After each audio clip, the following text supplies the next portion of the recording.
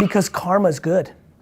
Like if you helped Carol get put on and she gets a $60,000 raise and gets to move back to San Francisco where her family is, that's just putting good into the world. This portion is like with me, so I think this is when you need to get selfish. Like you need to ask your question. Hiring is guessing, firing is knowing. Like you gotta go fast. That's how you get shit done. That's how you figure stuff out. This is the television, and the television is the radio. So 4Ds, motherfuckers. So this is the time where I think you just kind of go really selfish and ask your direct question. So I'll start. So, we're in the training manual space, documentation, SOPs. Yep. And the biggest problem we have is messaging and how to make it urgent. Because small businesses want to do anything but sit down and just write out all their processes. And I feel like a chameleon with the elevator pitch and trying to describe what we do. So I'm curious on how you would hone in on a message around why a business needs a playbook, or how do you create urgency? So it might not be urgency, so let's start with that. But one more time, because I want to really understand. You're telling an SMB that they should sit down and create a manual? Or crowdsource it with all their people, so that all their policies, processes are in one place, and they're training their new hires the same way. And as they grow, everyone's doing things. And you want all that information to sit on your platform? Yeah. As a SaaS business? Yes. Understood. So we've got about I don't think you should it's not about urgency. I think it's about money. I think the way you'll get SMBs to really come in, if your message is, one of the biggest reasons I'm really good at SMB marketing is because my dad is like the cliche textbook central casting of like an SMB. Everything's defense. Everything's like short-term ROI. It's why they're not getting tricked into lower funnel. It's just lower funnel is what they do. SMBs don't build brand. They're in the sales business. Everything is short-term. It's the nature of the beast. So I love these questions because it's so easy for me to go into my head and be like, what would get my dad to do this? He would never sit down and do it on theory. Yeah. He would definitely not do it because it was good for his employees. He wouldn't. It's just not what he is. He would definitely do it if I could convince him that he's wasting $8,340 a year, because that's how many hours are being wasted on managers training people that they could be doing in selling. You need to turn this into a financial thing. Okay. You make one fucking smart video that shows like humans equal money and they waste time because they're telling Rick what to, like you just paint them the scenario. Like you walk into a liquor store, let's use that one, and you go, hey, do your managers train your how do your new people come on? Well, they just we throw them into the wild. And do they make mistakes and wrong stickers are put on things and you lose money? Yep. And do sometimes your manager have to ring up people at the register because they didn't know what to do at the register? Mm-hmm. Like, do you understand how much that's actually worth? If you take your average manager who makes $65,000 a year and you take 89 hours a month, and you have to make this binary math. It's an ROI thing. ROI thing. How much does your product cost? It starts at $99 a month. Perfect. You need to basically convince all of them that they're wasting $200 a month and that you're gonna give them back $100. It will kill. Okay. Money in the bank. Okay. I don't know if I've been more confident of a piece of advice in 4Ds since we started it. I'm not kidding. I'm not kidding. I'm that confident. SMBs are binarily on short-term economics. If you tell them, you pay me $100, what they're very bad at is hitting costs. Small businesses are bad at hitting costs. They're too binary. They don't see the bigger picture, and this is obviously generalizing, but it's very cliche, especially when you come from zero. Cash is king, you're looking at it. And you're not saying like, Okay, so straight ROI conversation. Yep. Okay. They just don't want to give you $100 a month for something that's not gonna be used. Yeah. You gotta convince them that they're wasting $400 a month on hidden fees, on hidden costs that your thing solves for. Yeah. Okay.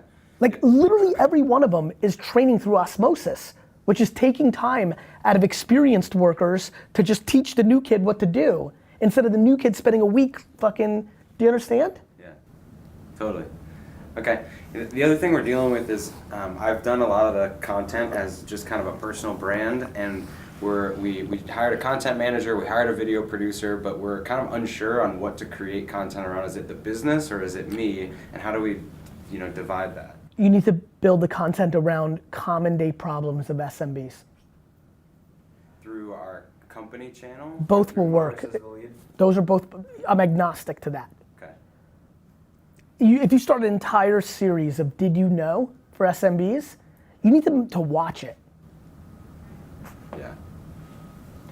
I need them to, so just any kind of content. The reason for all of us to do content is to have somebody watch it, to then create an opportunity, whatever that may be, right? I'm secretly trying to crowdsource buying the New York Jets.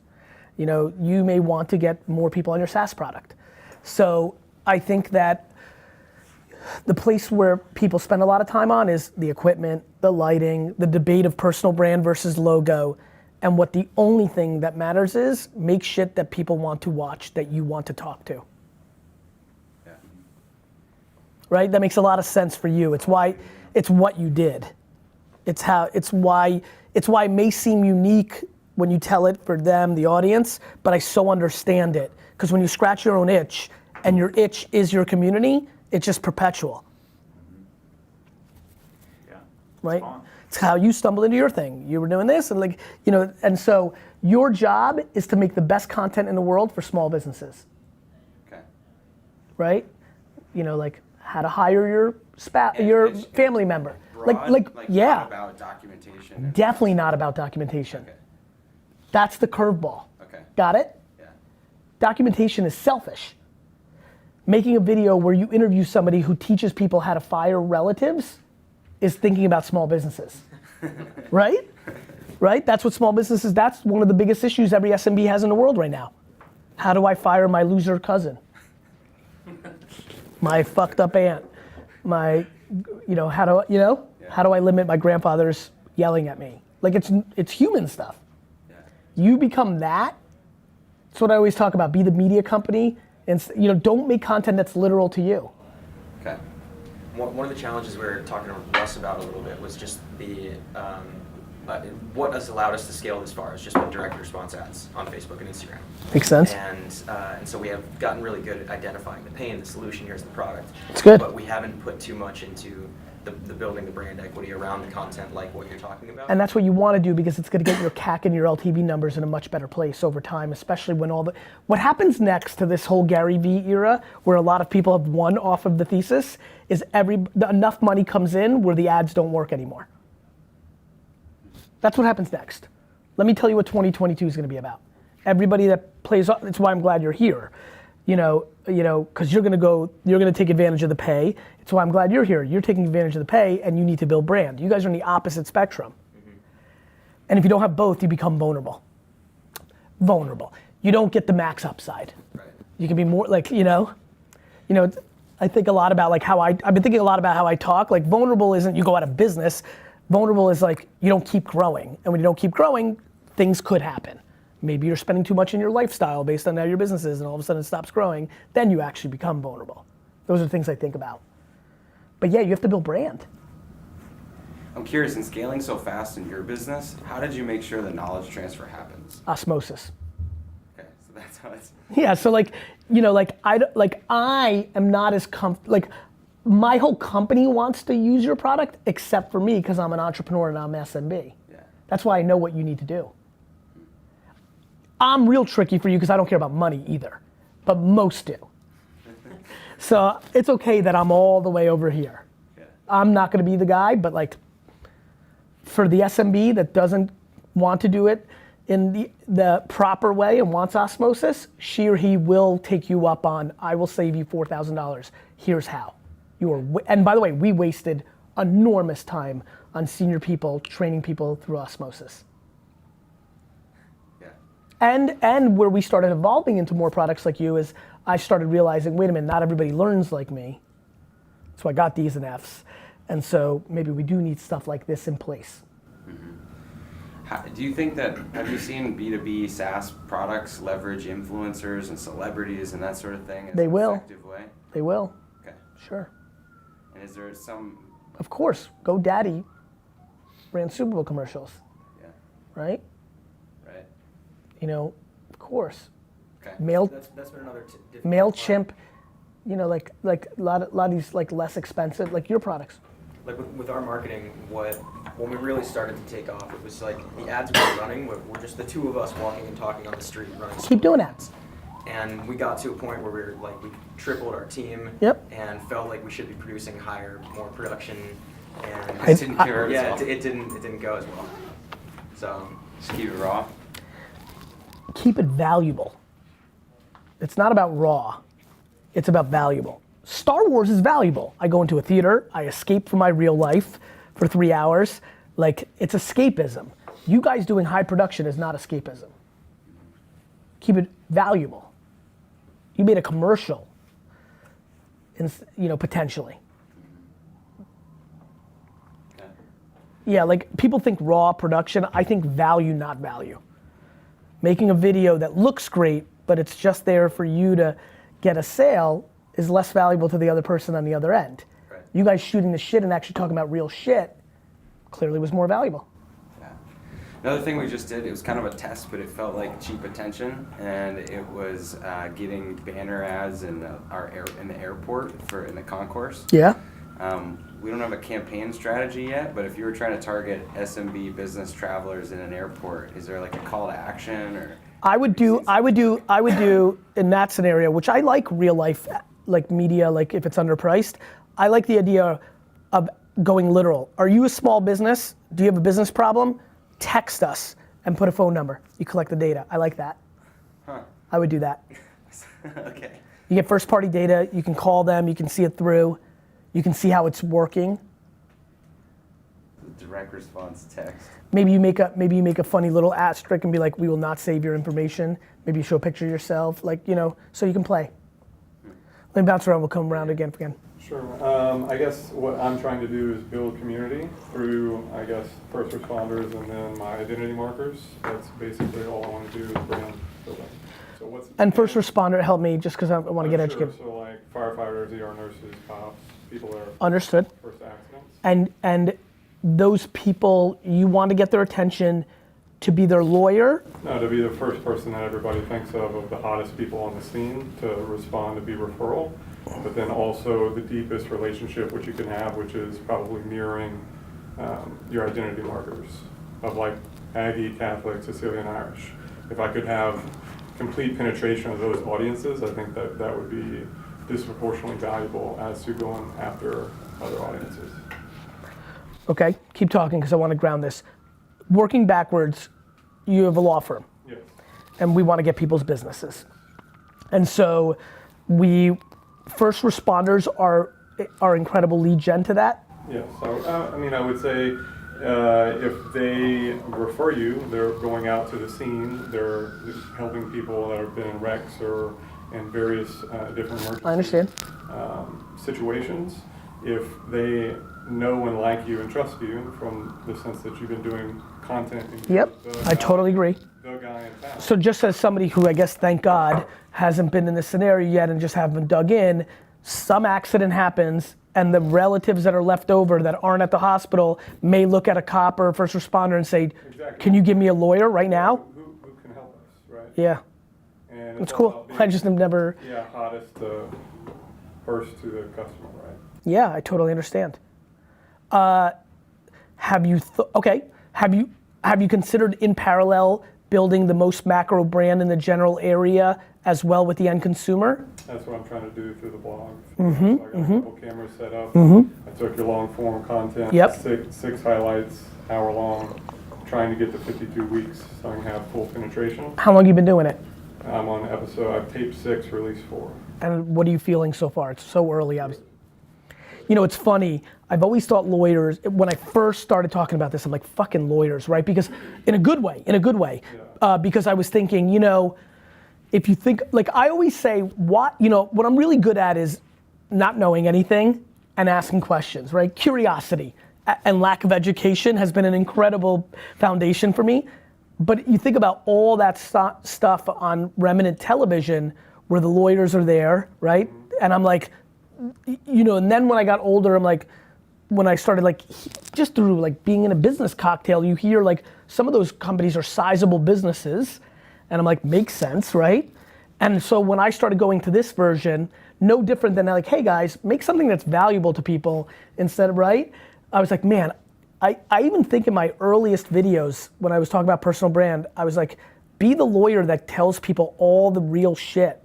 Like I just feel like that's great. That makes so much sense to me. So now I understand that now. So now what you're asking me is targeting capabilities that if you're in a town that all the cops are Irish American, like how do I win that? Like building basically within that. Cohorts. The groups, doing a party once a year with the cohorts, and then I'm gonna do a boxing thing where I wanna get all the lawyers in town, have every lawyer come. I'm gonna probably box in 6 months. And then every like year, I'm gonna have other people from different like factions within the lawyer community do amateur boxing. Love it. Where are you based? Houston. So, okay, so now that I've got the landscape a lot better, what's the question? Basically, how do I build out communities, the details, 100 details that every one idea takes to execute? How do I best go about becoming the alpha in each one of these communities? In the psycho and demographic communities, by providing each one of them what they're looking for, either in the macro or the micro of what you do for a living. So for, you know, the reason SMB works for me so much is like, I'm trying to tell them to put out content about how to fire a relative, has nothing to do with their product, but I know that's a huge value to actual SMBs. I think the answer is, the way I think about that is, you take how many different communities do you think there are, intuitively? There's a ton, I mean, right? But you have to narrow down to 3 or 1 or 4 that you can go really deep on. And I think what you do is you whiteboard the 10 that you think are the most meaningful, Yeah, I got them. then rank them, and then really go deep in the first 3 of like really spending time, whether reading, whether actually spending time, but it's the strategy and insights to make what makes them tick, and then providing that, whether through content form or event form. It's really one big game of reverse engineering. Yeah. Like this was something I've wanted to do for years, but until I felt like everybody, the far majority of people would leave here ROI positive on their investment, like the thought of like building up everything I've built up where like YouTube brothers don't do it and then leave and then say Gary Vee's a farce, I spent $12,000 and it didn't get me anything, that's just stupid business for me. I needed to get to a place where I thought this was so overwhelmingly ROI positive, you know? And that's how I think about everything, literally everything. Sneakers, wine, VaynerMedia, until you get to a place, and so that's just what I want you to kind of do. It's like, why? The only thing that I can do that I can think of is basically copying your model, which I've done for the lawyer aspect, and I can have all my friends come in and you can be the top lawyer guy in that community, right? But as I get more awareness in the first responder group, I would love to have a show of the firefighter comes to the car wreck, the ER nurse is the first person in the hospital, having like a little drama with people throughout the community that you have different. I don't know if you want to go, listen, you're just a creative guy, I can already sense that, so you just may want to do that. I actually think it's a little less ER and Law and Order. I think you make it a little bit more, so I'm a big fan, and I'm sure you guys have heard this about like hosting the party. I think one of the things you can do is just create a podcast network. So like I think you should go find 2 charismatic nurses and start a Houston nursing show. You're the executive producer, they're the talent, and that becomes a little viral hit in that community. You see where I'm going? I'll give you a real left field one if you want to be super creative. You could also, this is crazy, but I would love for you to do this. I think this is super cool. You could actually be the live streamer of the cops and firefighters softball league. What if you acted like ESPN, had 6 people with live streaming and actually aired the softball league games? Yeah, that would be crazy. It's, That's next level stuff. yeah, I mean, if you're lucky enough and you live in one of those towns where the cops do play against the firefighters, like, or you could literally create the Thanksgiving game, cops versus firefighters, get a field, get a high school to support it, film it and air it live on Facebook, and own the first responders cup, You could probably get a sponsor to come over and subsidize all your fucking fees. You could literally throw the fucking Thanksgiving game every fucking Friday. You see where I'm going? That's what I want to do. I want to create basically the best. I think it's a lot easier to throw.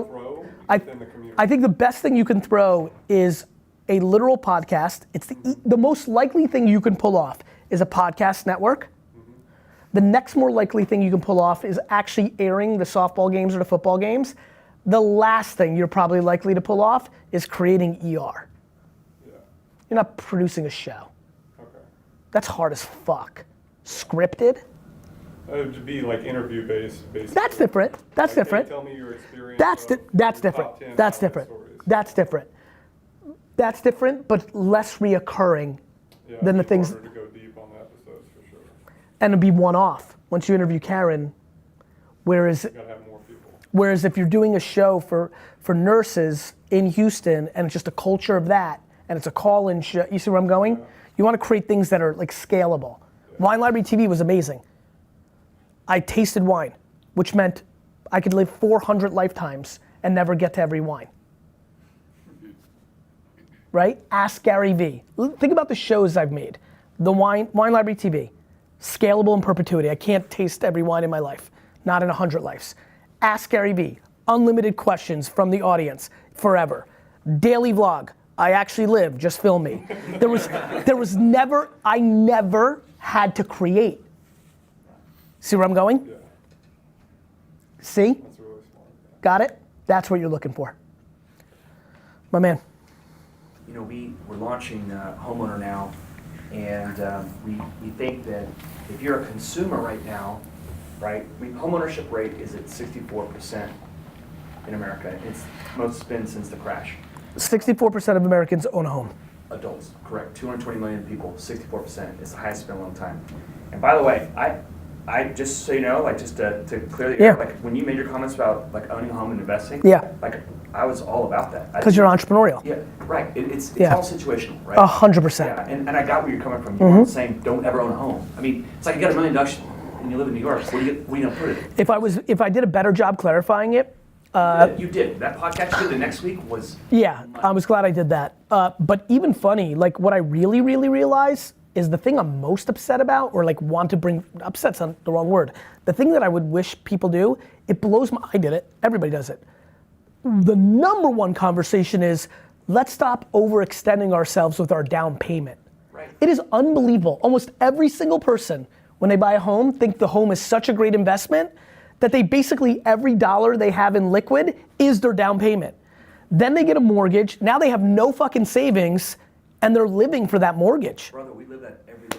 That's what like my big thing now is like, you know how like Oprah started the whole movement for like, you know, every woman in America, like go get checked up, go to the doctor on your birthday. Like I'm so proud of, like that was such a smart thing. She like found a very simple way for a lot of women during the 80s and 90s and early 2000s to remember to go to the doctor. I want to like create a rule of like whatever your however much liquid you have, half of that is what you're allowed to put on a down payment on your home, because that's where I'm seeing. That 64 is going to be 39% when the fucking thing collapses because everyone's so overextended they can't support the mortgage when they lose their job. Well, that's you know, there's a huge misconception in our industry that you need 20% down to own a home, and that is absolutely incorrect. In fact, we think we always promote generally as a trusted advisor that you should put down as little as possible, assuming you can afford the payment, right? Because if you're renting, you're paying 100% interest to a landlord. Yes. And that's what made everyone in Europe rich, and there's no middle class. And so at least now in America, it's still affordable. It's the number one way to generate wealth. And so, you know, you don't have to have 20%. Use your cash. Cash is king. Use it for other things like investing in yourself. But if you're gonna live somewhere, you're paying rent anyway. If you're paying $1,500 a month, or in New York, $4,000. Talk to me about that perception because I'm fascinated. Most places you don't have to put 20% down? No, if you're a veteran, it's zero. If you live in the outskirts, you get an agriculture USD loan, zero money down. FHA loans, 3.5% down, which you can get gifted from a friend. And now there's even crowdsourced GoFundMe funds allowed as kind of a pilot through Freddie Mac. If you do a conventional loan, it's 5% down. The perception though comes from at 20% down, you have an 80% loan to value. You don't owe mortgage insurance in addition. I see. So everyone's trying to avoid the MI. I totally understand. But you're trying to avoid the MI by spending all your cash, then you can't invest yourself in everything else in life. And so it's okay for your Cool. your first home, it's okay. Your first time home buyer is 32, okay, the average age. So to get into that house is where we want people to be, because you start generating wealth for you, your family, generations to come. So as a consumer, Yeah, but isn't that an interesting, like, just for my own like knowledge, I think it's an interesting debate, like generating wealth on something that you own 80 to 95% now to pay off, you're generating an asset in 20 years, right? sure. It's an interesting fucking debate. But see, you actually, when you say about cash is king and not putting it down, you're actually making the argument. I understand. Of course I understand. Because you're already paying rent anyway. I totally understand. Because don't forget, the asset appreciates over time. To your point, And you're a fixed rate. to your point, what I need to add layers to is actually the livelihood I'm thinking about living in. So like, there's a big delta between, you know, what you're renting, what you're buying. It's all one big game of the same thing, which is, to your point, like how one uses their cash. Well, I love how you talked about, you know, a young entrepreneur. Like, these guys are perfect examples. Dude, good job, man. You're out of Boston. It's way warmer where you're at. You get to see him once a month. But the point is, so this dude floats around. He's a little more anchored, but you float around. Yeah. So I float around. I float around my whole life from 42. You know, after I left Austin, I had my first place I bought in Austin, right? I mean, you know, so I bought my condo. I still own it. I rent it out. Mm-hmm. Someone's paying for that equity, right, on that asset. Of course. Then I'm, you know, I lived in Chicago, then moved to Tampa. I was only there for 6 months each. Moved to Fort Lauderdale. I bought multiple properties in Fort Lauderdale. I didn't sell them and use the cash to my next thing because I saved cash. Totally. All those properties are now rented out. So someone else is paying for my course. retirement in my winter home if I ever get so lucky. Of course. Now I'm in Newport Beach and I bought another property there. So when you have that lifestyle and you can float around, Airbnb income is now a verifiable income source for you to purchase a home as an individual. Sure. And so you touched on one of your videos about you know, maybe you don't want to be anchored down, but now the industry is evolving as well. Those that don't want to anchor down like I have, then you can just rent it out because there's always renters. I mean, there's always a renter. I pay renter's warehouse. I pay them $80 a month. They take care of it. They send me a text. Plumbing needs to be done. Yep, do it. Cool. Yeah, I totally get it. Like, and someone's paying for my wealth. I love it. You know? Go ahead. Okay, so if you're a consumer and you're trying to find, you know, you're looking at about 9.3, 9.8 different places for information when you're trying to come up with buying a home online. Okay. And so those eyeballs are out there. They're on YouTube. They're on everything you guys Yep. talked about, right? So then when you want to actually engage as a, quote, ready buyer, you know, if you ask the first-time home buyer, like, what do you think of when you think of mortgage, right? They'll be like, I don't know, Rocket Mortgage, right? So Rocket Mortgage is a call center in Detroit. I'm aware. That's it. So if I'm a Spanish speaker in Miami-Dade, I'm gonna talk to some little white dude on a headset in Detroit to get my loan. That might not. Yeah, but be- Dan Gilbert's ability to get somebody who can speak Spanish is not very hard. No, they Not to, of course they have them. Yeah. So that argument's not gonna play. No, but the argument though is that local experts have local knowledge. It's only a local expert, right? So we want to bring this back down to the community level, right? So you know, you're in your community. We're all deeply rooted in our community. A real estate agent or a loan originator has knowledge in their brain about their local community. Like, that's a good neighborhood, that's a bad neighborhood. Here's how you manage your debt. Okay, I know where you work. I know where you're going. I got a hedge guy. This is the bad school. This is the good school. All those things. Yep. Those knowledge bases right there, they aren't out there in the fintech world. I understand. They're built up over living in a community for 10, 20, 30, 40 years. What the fintech companies are gonna do is win the top of the funnel and then address those things underneath. That's right. But that's right. So there's a commoditization going on in the industry. Correct. It's mostly driven by price. Correct. But the difference between And brand. Correct. This is the guerrilla marketing part that I like about this. This is my whole argument. Like, you're not gonna beat technology. The only thing that's gonna allow anybody to survive as things get commoditized and driven down, the internet will drive everything to the lowest dollar. And you're not gonna beat somebody who's much more well-funded than you. The only thing that plays is brand. Agreed. Which is why we're here. And all these fintech companies, they're not coming here.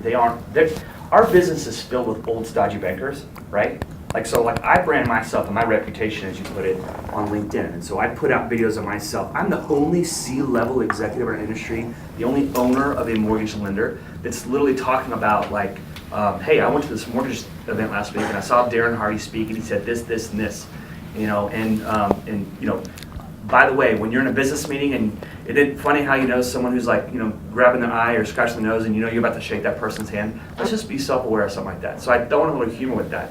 I cannot tell you, I go everywhere and I get all these just, dude, I love your videos, I love your content, it's hilarious. It's Of course. you know, and so yes, so brand, that's me branding to our subscriber network.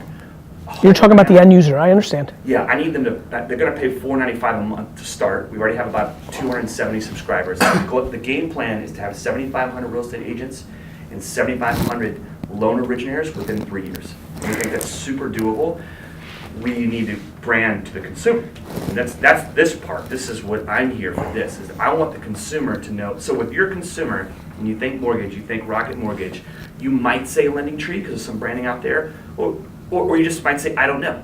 And so which means then you go to Google, and then it becomes a toll booth game. Your industry and many service providers for the last 15 years have been playing one big game of whoever was the layer above Google itself won. The next tier won.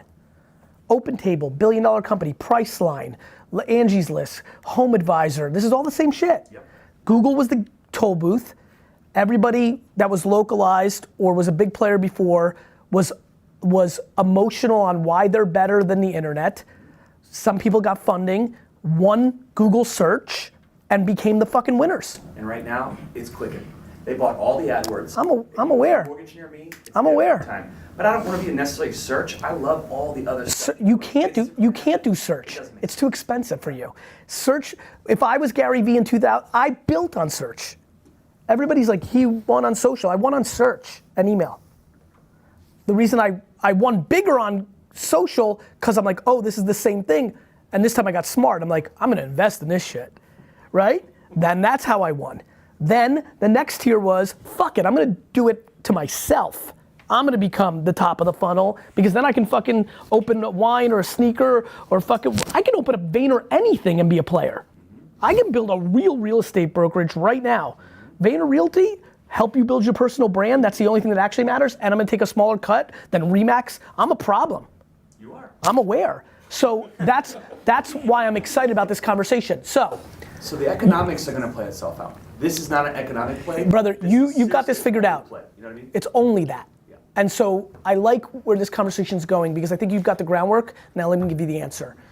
Everything for you has to be building the brand in places that are underpriced that you can afford. So step number one, give me this verbatim. You have to go hit up every single mortgage and real estate podcast that exists. Email them. I don't give a fuck if they have 8 fucking listeners. Email them and offer them as little money as possible for them to live read your commercial at the top of the podcast. And that goes for all of you. Like small business shows, lawyer show, like I don't give a fuck if they're in Denver. Like shit's funny how it actually trickles down. So you need to win podcast pre-roll because I think it's grossly underpriced because nobody knows what it costs. So that's huge. YouTube videos targeted against search queries from Google. The place where Quicken and OpenTable and all those guys haven't gotten to yet at the scale that makes it impossible for you is YouTube pre-roll based on search query on Google. If you then can use your personality or whatever else you come up with, whatever your Geico or MetLife is, right? MetLife decided to use Snoopy, Geico decided to every 6 months do something funny. If you have that as a pre-roll, you know, Gary Vaynerchuk goes and looks for home or whatever terms are important in your world, but then goes watches a Jets video on YouTube, but Google has both sides of that funnel and you're pre-rolling and you're like, are you in the market for a home? I'm like, I am. Before I watch that Jets video, that's another play that will absolutely work for you. But most of all, this is for all of you as well, becoming the media company, you become the toll booth, you become Google instead of being the second tier. That's why I built Gary Vee. Because this is all going to Alexa. This is all going to, I mean, this is how it's gonna work. Hey Alexa, I need a mortgage. Amazon's the problem. Trust me, Hey Google, I need a chiropractor. That's how it's gonna work. And unless you're in the business of, you know, if it's like, hey, Alexa, I need a social media agency. Alexa's the problem. Hey Alexa, what's VaynerMedia's phone number? That's the difference. That's all that's gonna be left. That's all that's gonna be left. Will it get to your industry? Will it get there fast enough that you give a fuck financially? But in the end, that's the world. Brand, nothing else. That's what it is. That's what you have to do. That's why content matters. That's why building your personal brand matters. Building your company matters. Content, because that's your only leverage against highly funded, multi-trillion-dollar funded global companies that are gonna try to get everything. Agreed. So we're branding ourselves. We're trying a couple different methods. We're starting with YouTube videos. Like for example, if you searched, the 5 things you should know about being a first-time home buyer, or 6 pitfalls to avoid when listing a home. So we're putting out video content. Our first wave, I guess, if you will, of marketing and building these data funnels is using Sabrina Bryan as our spokesperson from Cheetah Girls. Just because she's free and she's a friend of ours. So, and she's got a wholesome brand. Right? Sounds right to me. We also have Free and wholesome sounds great. right. So if someone picks that video and they come in, we know they're either looking to buy a home or looking to list a home, and then we know we can filter them out on our website. So again, the idea is to give a consumer, like if you go to LendingTree, you go to Zillow, you go to Rocket Mortgage, just to talk to someone there. Just to talk to someone, you have to enter all this information. I understand. So we're not doing any of that. Smart. We're freely giving away every single I piece of information think that's right. ever come up I think that's right. through the ads. I think that's right. And then the consumer chooses, okay, well. Couldn't agree more. Here's everyone my zip code or my. Brother, whoever brings the most value to a customer wins. Okay. And what the last generation was about was give me your data before anybody knew how much data was worth, Right. and I'll give you free stuff, and we were all pumped. I mean, some of you were too young, but like for real, like it was like, whoa, 2002, 2001, 2003, 4, like I'll give my email and name, but I get this for free instead of buying it in a magazine for $9. It was amazing. Now we understand that data is valuable. We're more reserved. We're a little more thoughtful. We'll give it. I still think we're giving it. The privacy thing is grossly overrated. We don't give a fuck. We don't. We're doing it every day. The mainstream media is trying to make us scared every day. We put all our fucking information every day. We want convenience. The reason I like yours is not so much that I'm giving up the information, I just don't want to give up the 2 minutes to fill out all the shit. Right. Time. But they do at some point. Of course, Right. when you transact, you're giving information. But the fact that you're putting it in the front, it's what I do. I give away all my best stuff for free in perpetuity, with maybe some rationale eventually something might happen. I'm playing the ultimate game of it, right? The bad version of me is I give a little and then it's really a funnel for you to pay me $4,000 a month to be in my mastermind, right? Or I'll be scalable and sell you a $197 ebook on how to do this. Those guys. We struggle a little bit with whether to brand individually one of our co-founders, or whether we should, Both. Yeah. The answer to all of you is both. Okay, cool. Because Angie List kind of has Angie up there. Both. And then she has everyone Both. else. Okay, cool. That's okay.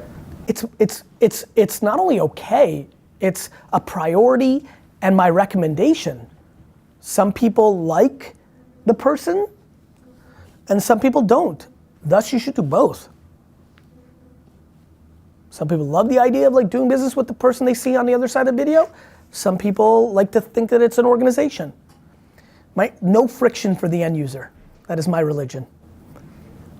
Well, I don't want to dominate time. I may think of some other things, but I want to say, I just got this Samsung S10 Plus with 1 terabyte of internal memory, by the way, and it came with TikTok. And you've been talking about TikTok, and it's amazing the amount of views and eyeballs that are on that. I mean, incredible. They just happen to be 8 to 12 years old. Right. Well, 18 to 24. There's a There is, but not like NBA is on there. Like I follow. Of course, it's the only one I follow. but 18 to 24 is on Instagram. Like TikTok is 8 to 12. Well, I'm not seeing that. Maybe not showing my feed, but No, listen. I mean, I think that. Well, don't confuse the content producer with the content consumer. okay, got it. Okay, Got makes it? sense.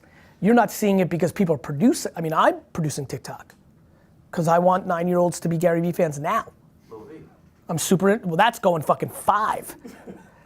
Yeah. Yeah, I've got 4 kids. Because a 9-year-old is doing business, like I genuinely think that there's a very substantial chance that one of my biggest investment payoffs will be somebody who's 9 years old now, and when she or he is building the next Facebook, demands that I'm an investor, and that I will be able to talk on stage in 21 years that my $2 billion exit on the Amazon of its day was predicated because I was making TikTok and Lil V content, and that became the gateway drug to Sarah wanting me to be an investor, and that's how I got the deal. And we want that long game as well. Yeah, I mean, like, They'll buy a mortgage. I don't understand how people don't. Exactly. I'm 43 years, like in like 12 years, I'm gonna be 55. Like, I'm gonna be young. I'm gonna be young. People don't think long term. So it's like, TikTok's a waste of time. I'm like, cool, I'll take all those customers. I'm not selling any 9-year-old wine now. Hopefully. House either. Exactly. But we will at some point, and we want that mind share. We're trying to get If nothing else, you'll see a trend in there that makes you a better creator on Instagram. People don't see hidden value. It's like this hidden cost. People are too literal. That's what they said about social media as a whole. The reason nobody went into social media was it was for kids. That's what Facebook was. Facebook literally was made fun of on a daily basis in real business because I was in real business for being for kids. Now it's only for 60 to 80-year-olds.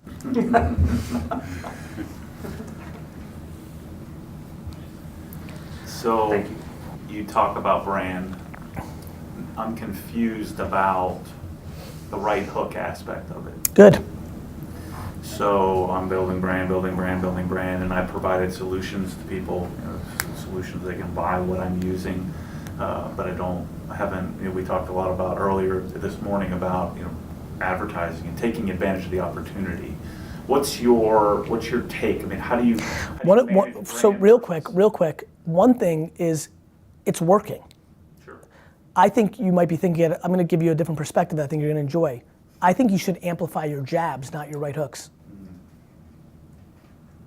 That's it. So spend money on the jab. Because the jab I do, people buy the stuff and I don't even talk about it. It's magical, right? You're more Larry Holmes than you're Mike Tyson. Me too. Which I'm cool with that, right? Me too. Larry Holmes held the title longer than Mike Tyson. Second question, building a media team, Yes. not knowing. That first part really resonated with you, right? Yeah, You got it? I have 100%. You're done. You're set. You properly thought about amplifying, because I'm getting goosebumps. Advertising comes synonymous with selling. So you were like, fuck, okay, I'm gonna spend money. In general, I don't like throwing right hooks, because I'm so good at chat, right? You're like, fuck, what am I gonna do? Isn't that fun? I'll get 1 out of 100,000 comments that says. You sold "Sounds out." like You're selling. Yeah. Dude, I still And get it mad about like that. it, yeah, it I get gets it. me. I'm I get it. I'm the same way. That's why I wrote the fucking book. I literally thought about it so much from 2007, 8, 9, 10, 11. I finally got to, what's ironic about jab, jab, jab, right hook was on paper, it seemed like I was trying to help all the people who are always selling, which I was. It's like, slow it down, like a little romance, Ironically, it ended up helping more people that were all jabbing. You and I are probably unique in the fact that our jabs, back to Larry Holmes, are so effective that we win. There's a whole group of people who just give, and they actually have to ask.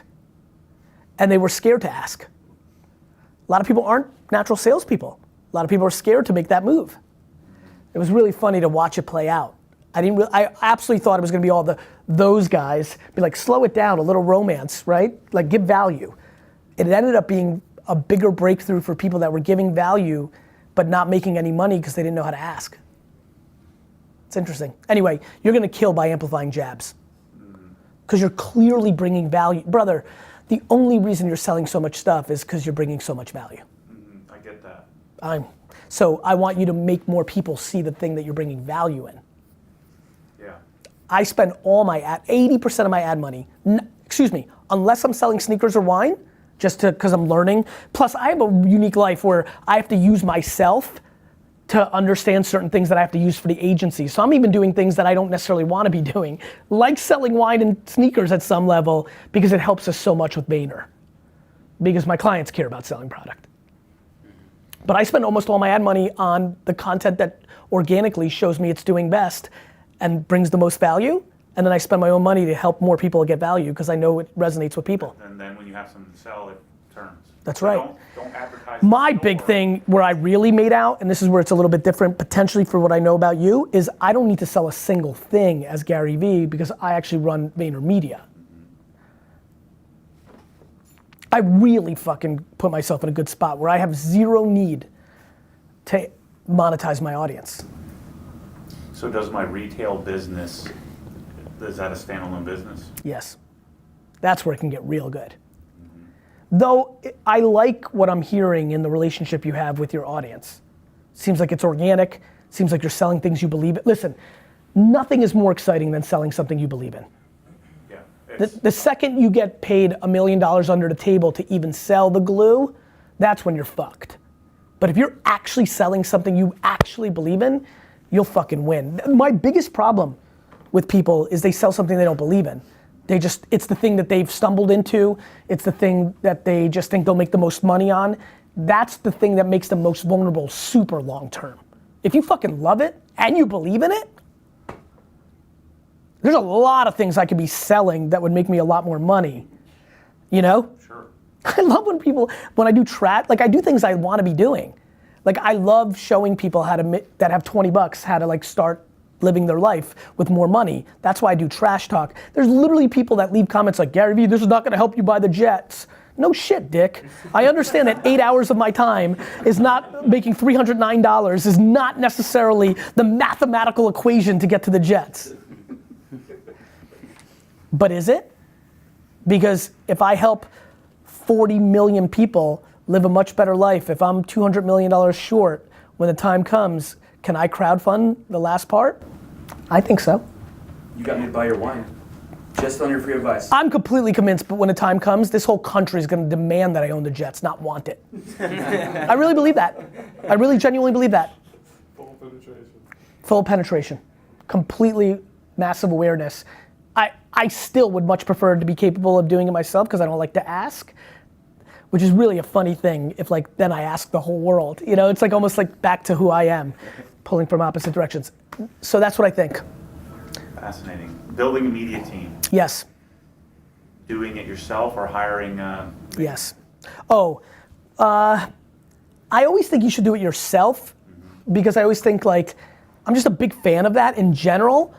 You know, we obviously aspire to be the best. Like Vayner is one big attempt to do something I don't believe in. Right. Like I believe that everybody should do everything themselves. You learn, it's cheaper, you figure it out. And my ambition, it's back to like almost like this fun world I live in. And so what Vayner's entire, Sasha for sure, Vayner for sure, is if you have to, how do I create the greatest solution to something I don't believe in? That's why it's working. It took me a while to realize that's what I was doing.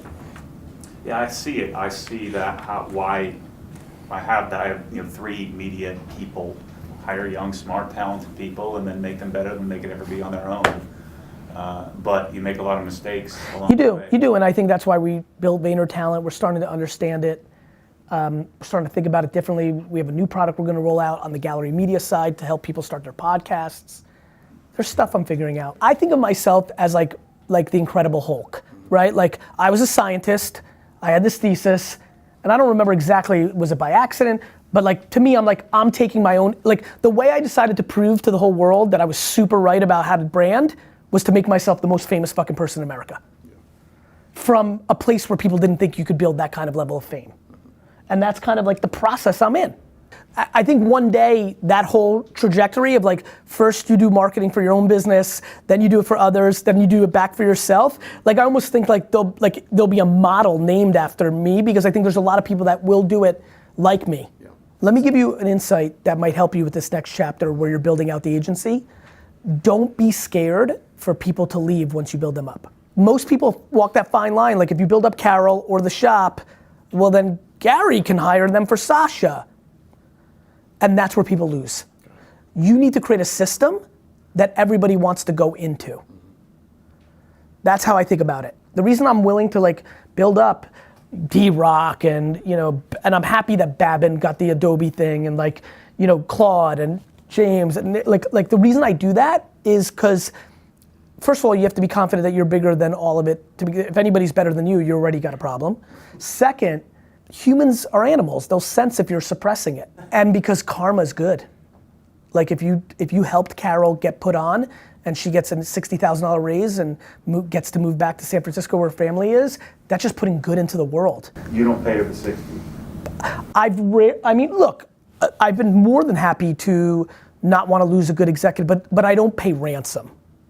For sure. Anybody that even, if they're the number one all-time person and they come in with ransom DNA, like vibes, it's already over. I've always laughed about that when somebody comes in and goes, Gary, I gotta talk to you.